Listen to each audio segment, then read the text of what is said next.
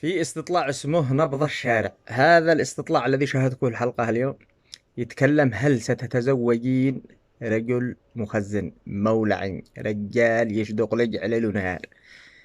أعتقد الذي شاركن بالاستطلاع أغلبهن يعني متعلمات، لأنهن في مكاتب بمحلات، يعني باين منهن يعني ذوات شهائد، أو يعني أخذن من العلم الذي يكفيان أنني يفكرين.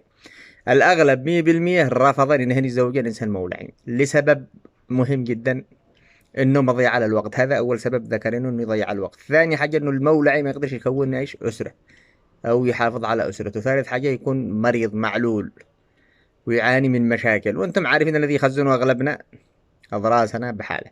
أغلب الموالع أسنانهم رايحت في خبر كان.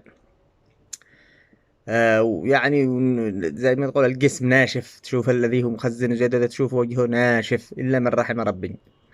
المهم الموضوع أعجبني الصراحة، وأعجبني رد البنات يعني بشكل عام، يعني 100% رفضت إنهن يتزوجن مولعي، بس لأنه أغلب الشعب مخزن. الأغلب يضطر أن تتزوج هي على مضض، وتحاول أغلبهن يحاولن إنهن يمنعن زواجهن. وأنتم عارفين الذي تحاول تمنع زوجه يقتل بلا وحش وسط البيت. على العموم يعني حلوة إنه دخل الفكر هذا بروس النساء إنهن يرفضين يتزوجن مولعين. لذلك حاولوا قدر المستطاع الأجيال الجاية إنها ما تخزنش ذكورا وإناثا. أما الذي تخزن وهي فتاة، هذا عاد تشتيله أول شيء علاج نفسي، وبعدين واحد يفكر ويعمل.